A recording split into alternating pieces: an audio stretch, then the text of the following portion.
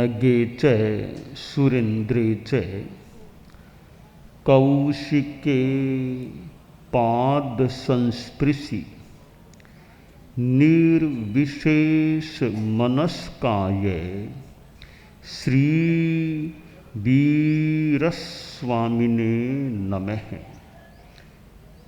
आरहत वाङ्मय में कहा गया है, वरम मे अप्पादन्तो संजमेण तवेन ये माहम परेहिं दम्मन्तो बंधनेहिं बहेशिय आश्रय। एक शब्द है आत्मानुशासन, आत्म अनुशासन। दूसरा शब्द है परानुशासन। दोनों शब्दों में अनुशासन सन्निहित है। आत्मानुशासन वह होता है जहाँ व्यक्ति स्वयं पर स्वयं अनुशासन कर लेता है, अपने से अपना अनुशासन, यह आत्मानुशासन होता है। और जो दूसरों के द्वारा किसी पर अनुशासन किया जाता है वह परानुशासन हो जाता है। शास्त्र में आत्मानुशासन और परानुशासन दोनों की बातें बताई गई हैं। एक ही श्लोक में आत्मानुशासन की बात प्रथम 2 चरणों में बता दी गई और अग्रिम 2 चरणों में परानुशासन की बात बताई गई है। शास्त्र में कहा गया कि बढ़िया श्रेष्ठ यही है कि मैं स्वयं अपनी आत्मा को दांत बनाऊं, मैं स्वयं अपनी आत्मा को अनुशासित रखूं, कंट्रोल्ड रखूं, नियंत्रित रखूं, डिसिप्लिन्ड रखूं। सेल्फ डिसिप्लिन, स्वयं का अनुशासन। बढ़िया यही है कि आदमी स्वयं स्वयं पर अनुशासन रखे। प्रश्न है,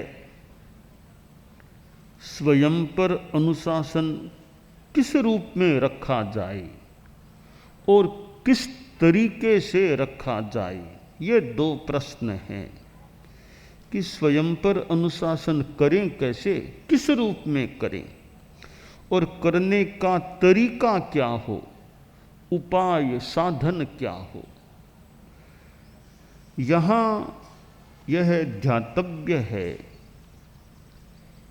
कि अनुशासन किस पर करें, अपने आप पर कैसे करें। तो इसका मार्ग है कि हमारे जीवन में आत्मा तो मूल तत्व है ही, आत्मा के साथ शरीर है और शरीर है तो वाणी भी है और मन भी है। श्रोत्र चक्षु यानी कान, आंख आदि ये इंद्रियां भी हैं। तो अगर हम शरीर पर अनुशासन रखें, अगर हम अपनी वाणी पर अनुशासन रखें, हम अपने मन पर डिसिप्लिन रखें और कान, आंख आदि इंद्रियों पर अनुशासन रखें, तो इन सब को मिलाकर के एक चीज निष्पन्न होने वाली है, वह है आत्मानुशासन। कि और आत्मा तो भीतर में जो अरूप है, अमूर्त है, ऐसे कर्मों से युक्त होने के कारण से भले मूर्त भी कह दें किसी दृष्टि से, पर हमारे लिए अदृश्य है, उस पर तो कैसे अनुशासन करें। और उस पर अनुशासन अपने आप हो सकेगा ऐसा लगता है कि शरीर, वाणी, मन और इंद्रियों पर अनुशासन कर लें, बस आत्मानुशासन सद सकेगा। अब अगला प्रश्न है दूसरा, किस तरीके से अनुशासन करें, उपाय क्या अनुशासन का। शास्त्र में दो शब्द काम में लिए गए हैं इस श्लोक में, संयमेन तवेन ये। आत्मानुशासन हमारा साध्य है और उसका साधन है संयम और तप, कि संयम तप की साधना करो और इस तरीके से आत्मानुशासन को प्राप्त हो जाओ। अब संयम तप का प्रयोग किस रूप में करें। अब जैसे शरीर पर अनुशासन करना है, आदमी शरीर का संयम रखे। शरीर में हाथ है, पांव है, तो आदमी हाथ से किसी के थप्पड़ लगा सकता है, हाथ से किसी को शूट कर सकता है, हाथ से और कुछ गलती कर सकता है। तो सारे शरीर को हथ संजय पाय संजय, हाथों का संयम, पैरों का संयम, कहाँ जाना है पैरों का भी संयम रखें, जहाँ नहीं जाना वहाँ नहीं जाना चाहिए। और तो क्या, किसी के यहाँ मान लो कमरे में, ऑफिस में भी जाना है, हम थोड़े नए लोग हैं तो जाने से पहले पूछ लें, मे आई कम इन सर, मे आई कम इन सर, पहले अनुमति ले लो, मैं अंदर आ जाऊं क्या। यह संयम हो गया। पैरों का भी बिना पूछे नहीं गए, बिना पूछे घुस गए तो सामने वाला थोड़ा सा गलत फील कर ले कि ऐसे अचानक कैसे हमारे भीतर आ गए। तो मे आई कम इन सर, ये पूछ के चले गए, उन्हें कहा आ जाइए। अब हमारा अनुशासन के तरीके से जाना हो गया, यह संयम हो गया कि बिना पूछे नहीं गए। अपने घर में तो मान लो चले गए, दूसरे के कहीं जा रहे हैं तो अनुशासन यानी पूछ करके जाओ। हमारे साधु संस्था में भी एक रीत है, कदाचित कि साधुओं के ठिकाने में जाना कोई काम से जरूरी आवश्यक हो, किसी साधु एक दो दो तीन साधुओं को किसी काम से साधुओं के वहाँ जाना है तो पहले सूचना करो कि हम संत आ रहे हैं।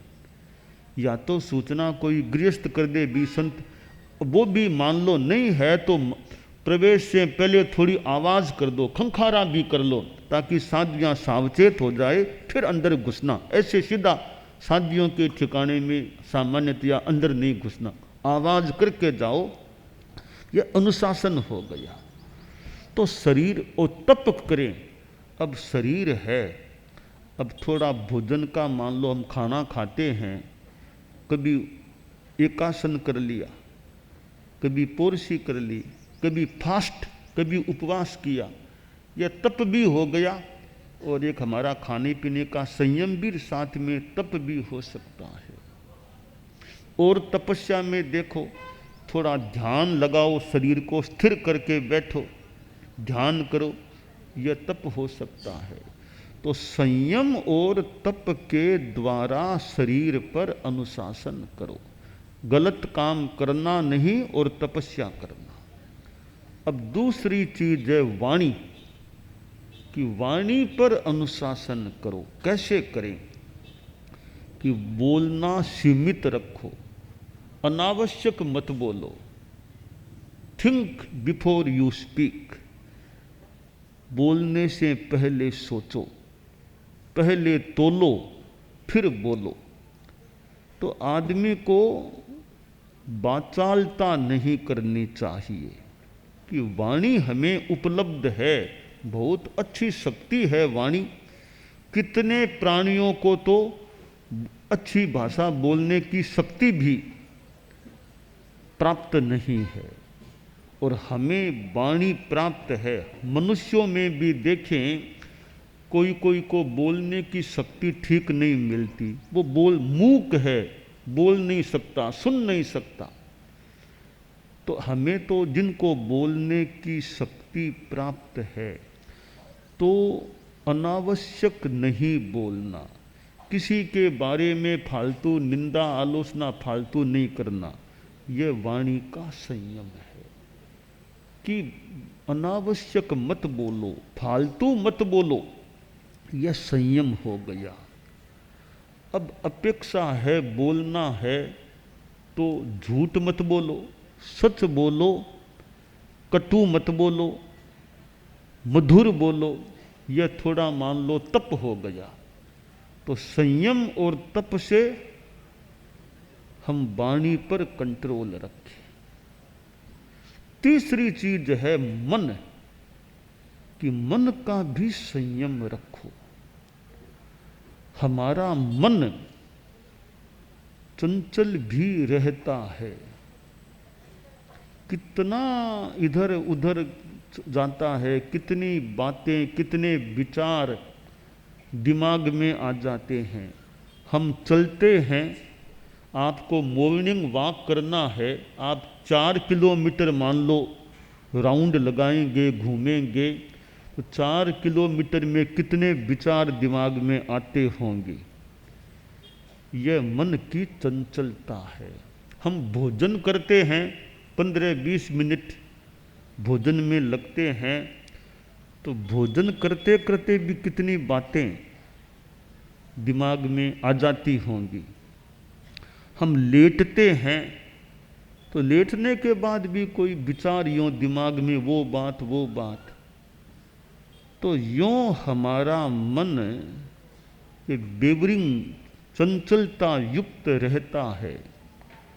इस मन की चंचलता का संयम करें। अब कैसे करें? मेडिटेशन करें, ध्यान करें, भावक क्रिया का अभ्यास करें कि भी मन को मैं इधर उधर जाए तो वापस लेके आ जाऊं। जैसे छोटा बच्चा है, छोटा बच्चा वो थोड़ा कभी उधर गया कभी इधर गया, तो माँ या पिता उस पर ध्यान रखते भी कहाँ जा रहे, कमरे में घूमे, कोई कमरे से बाहर जाए तो ध्यान दे कहाँ जा रहे, उसको उठा के वापस लेकर के आ जाओ। कहीं नाली की ओर जा रहा है गेट के बाहर, तो उसको उठा के वापस लेके आ जाओ। हमारा मन भी बच्चे की तरह है, वो इधर उधर चला जाए तो ध्यान रखें कहाँ जा रहा है, थोड़ा देखते रहें कि बाहर जा रहा है, अब मन को वहाँ से यहाँ लेके आ जाओ। आपको जप करना है, हमें भी जप करना है, मान लो भगवान का नाम कह दें, नवकार का जप कह दें। अब नवकार की माला फिरते हैं या और कोई जप करते हैं, तो बीच में मन कहाँ कहाँ चला जाता होगा। तो ठीक है, ध्यान दे गया, वापिस मन को उस जप में केंद्रित करने का प्रयास करें। मन में गलत विचार न आए, हम किसी के बारे में बुरा न सोचें, सोचें तो कल्याणकारी सोचें। शिव संकल्प मस्तु में मन है, मेरे मन में अच्छे विचार आए। सर्वे भवन्तु सुखिनः, सर्वे सन्तु निरामयः, सर्वे भद्राणि पश्यन्तु, माँ कश्चित् दुख भाग भवेत्। अच्छे विचार, सब सुखी बने और सब निरामय रहें, सब कल्याणों को देखें, कोई दुखी न बने। आध्यात्मिक संदर्भों में कोई दुखी न बने, सब सुखी रहें। ये अच्छे विचार हैं। तो विचार करें तो अच्छा करें, किसी के लिए बुरा न सोचें, अपने लिए भी अच्छा चिंतन, मेरा कल्याण हो, मैं कैसे साधना में आगे बढ़ूं। आप गृहस्थों को और भी मान लो, बिजनेस, धंधा, लेन देन, परिवार, समाज, कई विषयों में चिंतन करना हो सकता है। तो चिंतन करें तो अप्रशस्त न करें, बुरा न सोचें। और चिंतन के समय निश्चिंत होकर के मान लो बैठ जाएं, जो सोचना हो सो सोच लें, कर लें। अब सोना है, नींद लेना है, तब दिमाग खाली रहे, सोएं तब आराम से निश्चिंत होकर के सोएं। कि सोने के बाद भी वो अनावश्यक विचारधारा चलती रहे तो फिर नींद डिस्टर्ब हो सकती है। तो इतनी देर सोच लिया, जो मुझे करना वो निर्णय कर लिया, अब सोना है, निश्शेषम निश्शेषम, बस जो करना उसको हो गया, अब शांति से नींद लेना है। तो मन का भी संयम कि अनिष्ट नहीं सोचना, असत नहीं सोचना, बुरा नहीं सोचना, और ध्यान आदि के रूप में तप करना, तो मन का एक अनुशासन हो सकता है। चौथी बात है इंद्रियां, कान, आंख आदि इंद्रियों पर अनुशासन करना। कान हमारे पास है, सुनने की शक्ति भी है, हम सुन भी सकते हैं, तो सुनने का भी संयम रखें। मान लो फालतू कोई बातें हो रही है, हमें मतलब नहीं या काम की बातें नहीं, वहाँ कान क्यों लगाएं सुनने के लिए। हाँ, बढ़िया बात है तो भले सुन लें। तो यह संयम है कान का कि फालतू चीज़ों को सुनने में रस न लें। कोई दूसरों की निंदा मान लो करते हैं, निंदा भी झूठी हो रही है, तो वहाँ हम रस क्यों लें उन बातों में, वो जाने, हम अपना अलग अपना और काम करें। ये कान का संयम है। अब कान से सुने कोई संतों की वाणी, ग्रंथों की वाणी, गुरुओं की वाणी, शास्त्रों की वाणी, भगवत वाणी, अच्छी वाणी को सुने कानों से, तो मानो कि कान भी धन्य हो जाएंगे। अच्छी कोई पवित्र आर्ष वाणी कानों में, हमारे शास्त्रों की वाणी कान में पड़े, नवकार मंत्र जैसा कान में पड़े, कोई भजन गीत बढ़िया कान में पड़े। ये कई लोग संगीत संध्या और ऐसे करते हैं, कई धार्मिक रूप में संगीत संध्या करते हैं, तो गुरुओं के, भगवान के और के भजन गीत, जीवन के बारे में गीत होते हैं, अच्छे भक्तिमय गीत या प्रेरणामय गीत। उन गीतों को भी सुनते हैं तो अच्छी प्रेरणा मिल सकती है।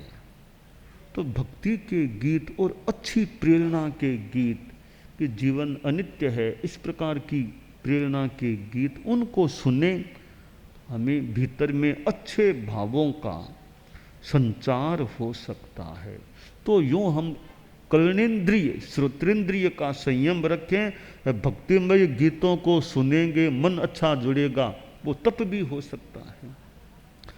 आँख का भी, यह भी इंद्रिय है, संयम रखें कि अच्छा देखें, अच्छा सुनो, अच्छा देखो, अच्छा बोलो, अच्छा सोचो और अच्छा करो। बस यह आत्मानुशासन की बातें हैं कि अच्छा देखो, अच्छा सुनो, अच्छा बोलो, अच्छा सोचो और अच्छा काम करो। बुरा सोचो मत, बुरा बोलो मत, बुरा सुनो मत, बुरा देखो मत, बुरा काम करो मत। बस यह आत्मानुशासन की, इसमें इतने शब्दों में काफ़ी आत्मानुशासन संभवतः आ जाएगा कि बुरा सोचो मत, बुरा सुनो मत, बुरा देखो मत, बुरा बोलो मत, बुरा काम करो मत। अच्छा सोचो, अच्छा सुनो, अच्छा देखो, अच्छा बोलो, अच्छा काम करो। बुरा नहीं करना संयम हो गया और अच्छा करना मानो तप हो गया। तो संयम और तप के द्वारा आत्मानुशासन हो सकता है।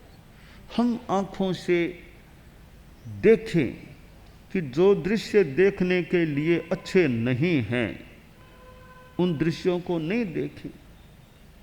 हमारी आँखों के सामने जो चीज़ आती है वो हमारे भीतर को प्रभावित कर सकती है।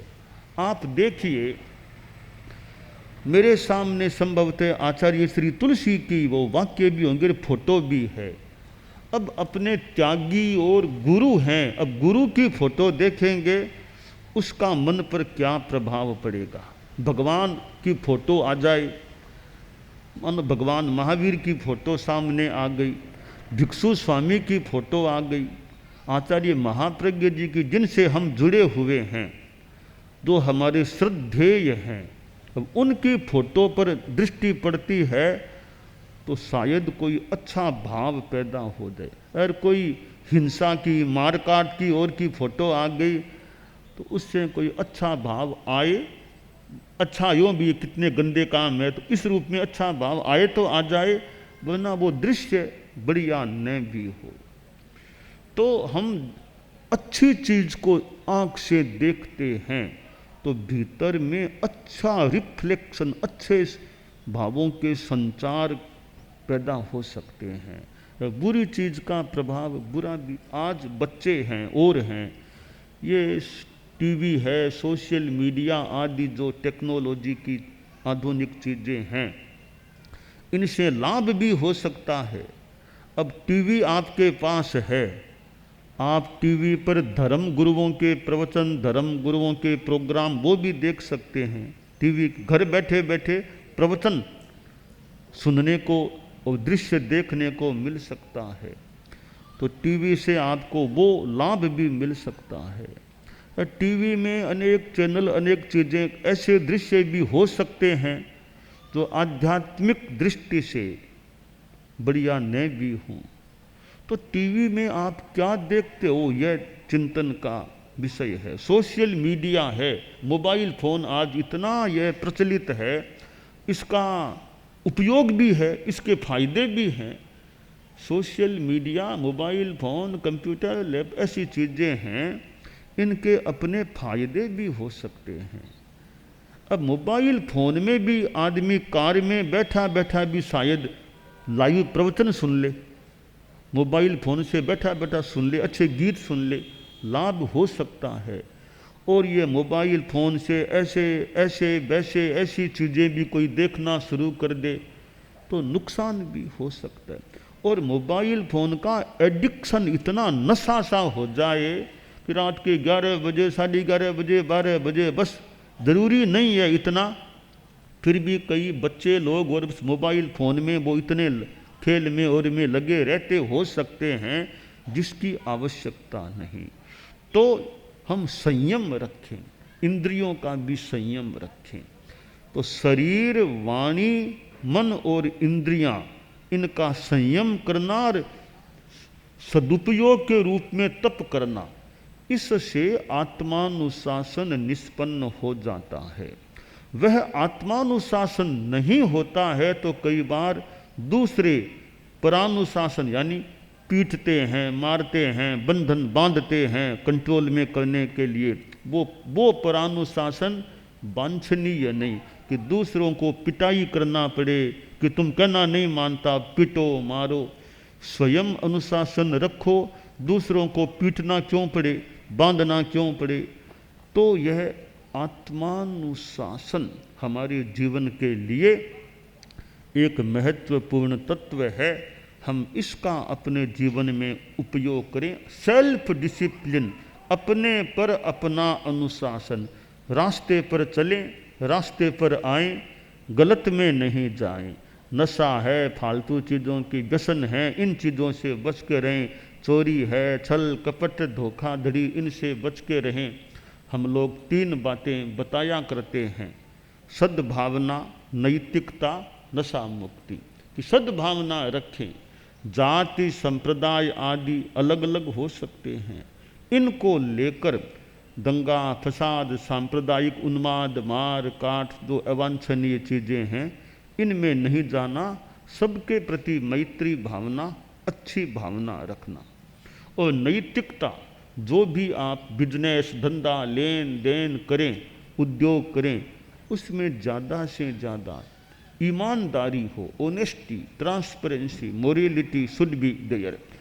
ईमानदारी होनी चाहिए जितना कर सकें। बाकी तो आप गृहस्थ हैं, पर ज़्यादा से ज़्यादा ईमानदारी रहे। तीसरी बात है नशा मुक्ति, डी एडिक्शन। ये शराब, सिगरेट, बीड़ी, खैनी, गुटखा, ये ड्रग्स, इन चीज़ों का संयम रखना, नशे में नहीं जाना। तो सद्भावना, नैतिकता, नशा मुक्ति, ये तीन चीज़ें गृहस्थों के जीवन में रहती हैं तो जीवन संभवतः काफ़ी अच्छा रह सकता है। तो हमारा गांधी धाम आना हुआ है और सन 2013 में आए थे, पुनः लगभग 12 वर्षों के बाद आना हो गया और यहाँ अनेक संभवतः जन भी उपस्थित हुए हैं। तो सब में खूब अच्छी धार्मिकता, आध्यात्मिकता, सद्गुण संपन्नता रहे, यह काम्य है।